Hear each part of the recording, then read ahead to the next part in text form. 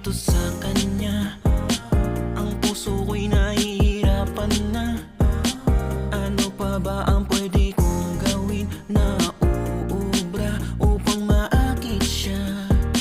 Magpalagay kaya ako ng tato, magpatubo ng balbas ang uso, magpalaki ng muscles sa braso, magpadagdag ng puwet kay Belo.